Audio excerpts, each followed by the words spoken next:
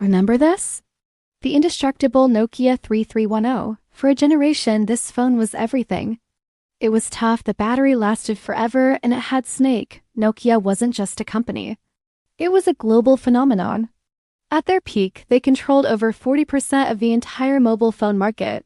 They were untouchable. So what happened? How did a titan that seemed too big to fail simply vanish? The story of Nokia's rise and catastrophic fall is one of the most dramatic tales in modern business, a lesson in innovation, arrogance, and the brutal speed of change. Believe it or not, Nokia's story doesn't start with phones. It starts way back in 1865 in Finland as a single paper mill.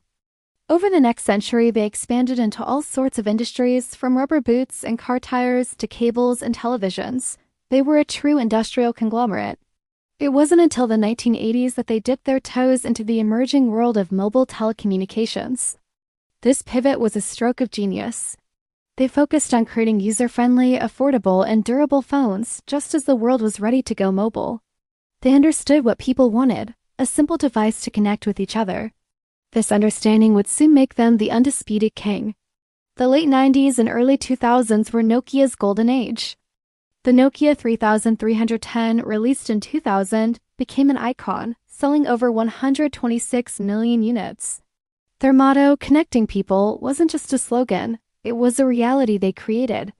They dominated every corner of the globe, from bustling cities in Europe to remote villages in Africa. Their sales charts just went up and up and up. They introduced innovations like customizable ringtones and interchangeable covers, making phones personal for the first time. Playing Snake on that little monochrome screen was a universal experience. For over a decade, if you thought of a mobile phone, you thought of Nokia. They weren't just leading the market. They were the market. Then came January 9, 2007. On a stage in San Francisco, Steve Jobs unveiled the first iPhone. It wasn't just a new phone. It was a completely new concept. A full touchscreen, a powerful operating system, and a real web browser in your pocket. The world was stunned. Meanwhile, Nokia executives reportedly laughed it off. They saw the iPhone as a niche, expensive toy that couldn't possibly compete with their reliable, battery-efficient devices. Their flagship, the N95, was powerful, but it was a product of the old world.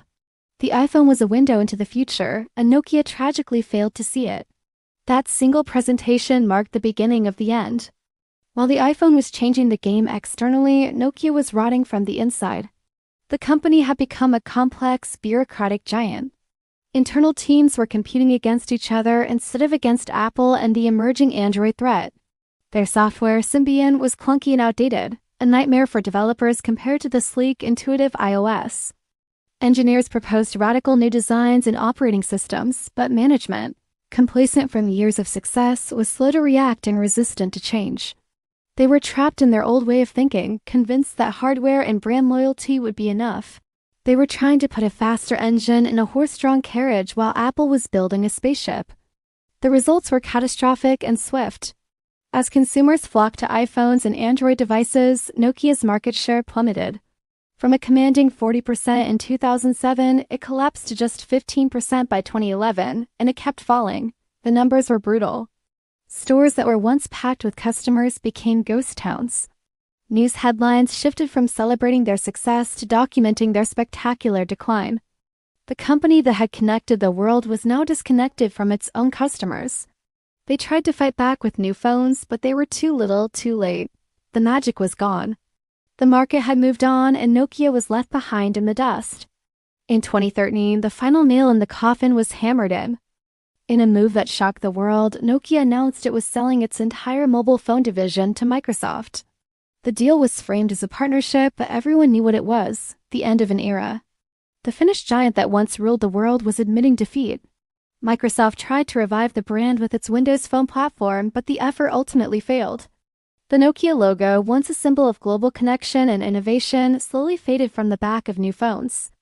A company that employed tens of thousands and defined an entire industry had effectively disappeared from the consumer landscape. The story of Nokia is more than just a business case study. It's a powerful cautionary tale. It shows that no matter how big you are, how dominant your position is, you are never safe. Success can breed complacency, and innovation isn't a one-time event. It's a constant, relentless pursuit. Nokia didn't fail because they made bad products. They failed because they stopped imagining the future. In a world that changes at lightning speed, the lesson is simple and brutal: adapt or disappear. Thanks for watching. If you found this story fascinating, be sure to like this video and subscribe for more deep dives into the brands that shaped our world.